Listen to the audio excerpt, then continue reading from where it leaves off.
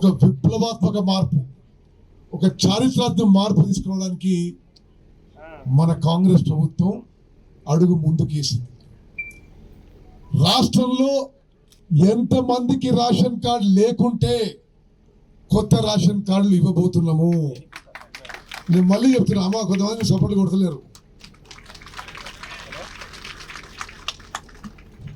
అర్హత ఉండి ఎంతమందికి కొత్త రేషన్ కార్డులు కావాలంటే అంతమందికి కొత్త రేషన్ కార్డులు ఇవ్వబోతున్నాము. అదేవిధంగా పాత రేషన్ కార్డులలో మీ కుటుంబ సభ్యులు అదనంగా మీరు పేరు పెట్టదలుచుకున్నా మరి ఆ వసతి కూడా కల్పించబోతున్నాము. పిల్లలు పెళ్ళై వేరే ఇంటికి పోతే ఆ మార్పు కూడా రేషన్ కార్డులో చేయబోతున్నాము. భార్యాభర్తలు విడిగా ఉండి మాకు వేరే రేషన్ కార్డు కావాలంటే అది కూడా చేయబోతున్నాము. ఇప్పుడు గతంలో మీరు ప్రజాపాలన అప్లికేషన్ పెట్టుకున్నా, ప్రజావాణిలో అప్లికేషన్ పెట్టుకున్నా, ఈ సేవా సెంటర్లో పెట్టుకున్నా, సోషియో ఎకనామిక్ సర్వేలో మీ పేరు వచ్చినా, ఏ విధంగా మీరు పెట్టుకున్నా అవి పరిశీలనలో ఉన్నాయి. ఆ అర్హత క్రమంలో ఎలిజిబిలిటీ క్రైటీరియా మన జిల్లా అధికారులు పరిశీలన చేస్తారు.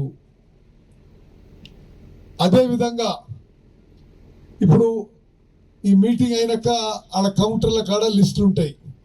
మీ పేరు చూసుకోండి. మీ పేరు ఉంటే ఓకే, మీ పేరు లేకున్నా ఏమీ మీరేం బాధపడొద్దు, ఆందోళన వద్దు. మీరు ఈరోజు రాయించండి. మీరు గతంలో రాయించినా ఈరోజు రాయించినా పెద్ద ఫరక్ పడతానికి. ఈ వ్యక్తికి రేషన్ కార్డు వచ్చే వరకు ఈ ప్రక్రియ కొనసాగుతుంది.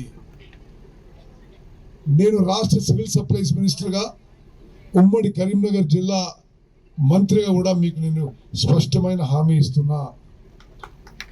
ఈ రేషన్ కార్డుల ప్రక్రియ పూర్తయిన తర్వాత,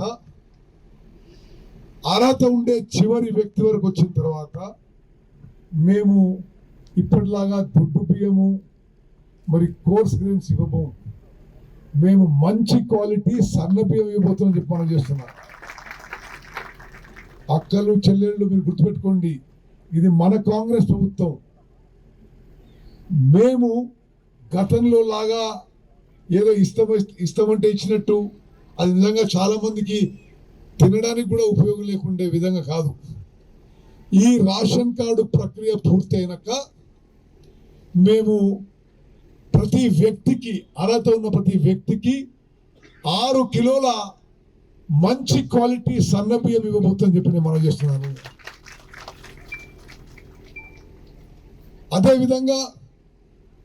అదేవిధంగా ఇళ్ల విషయంలో కూడా గత 10 ఏళ్ల పాటు మీరు మోసపోయినమ్మా. మీకు ప్రభుత్వం నిర్ణయించిన ఎలిజిబిలిటీ క్రైటీరియా ప్రకారం మీకు అర్హత ఉంటే తప్పనిసరిగా మరి మీకు కొత్త రేషన్ కార్డు కానీ పాత రేషన్ కార్డులో మిగిలిపోయిన కుటుంబ సభ్యులు కానీ యాడ్ చేయడం జరుగుతుంది. అక్కలు చెల్లెలు మీరు అర్థం చేసుకోవాలమ్మా. ఇప్పటి వరకు మనకి రేషన్ వ్యవస్థ ఏ విధంగా నడుస్తుంది? నేటి మన కాంగ్రెస్ ప్రభుత్వం, గౌరవ ముఖ్యమంత్రి రేవంత్ రెడ్డి గారు, గౌరవ ఉప ముఖ్యమంత్రి భట్టి విక్రమార్క గారు, మేము అందరం మంత్రులు కలిసి ఈ పబ్లిక్ డిస్ట్రిబ్యూషన్ సిస్టంలో ఈ రేషన్ కార్డు విషయంలో జనానికి మేలు చేయాలని, ఆహార భద్రత కల్పించాలని పెద్ద మార్పు తీసుకొచ్చినాము. గతంలో అధికారంలో ఉన్న వాళ్ళు 10 ఏళ్ల పాటు కొత్త రేషన్ కార్డు ఇవ్వలేదు.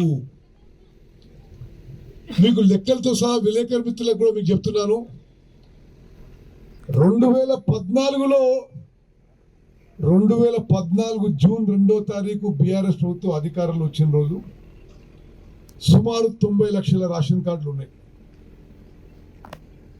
ఈరోజు రాష్ట్రంలో అదనంగా రేషన్ కార్డులు ఎన్ని ఉన్నాయంటే మొత్తం రాష్ట్రంలో సుమారు 40,000 కార్డులు అదనంగా 40,000 మందికి లబ్ధి పొందే విధంగా ఉన్నాయి.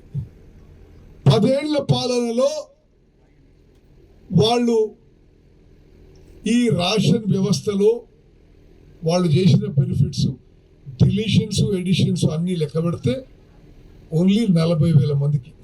మరిన్ని వీడియోస్ కోసం ఛానల్ ని సబ్స్క్రైబ్ చేయండి. లేటెస్ట్ అప్డేట్స్ కోసం వాట్సాప్ ఛానల్ ని ఫాలో అవ్వండి. ఆ లింక్ డిస్క్రిప్షన్ లో ఉంది.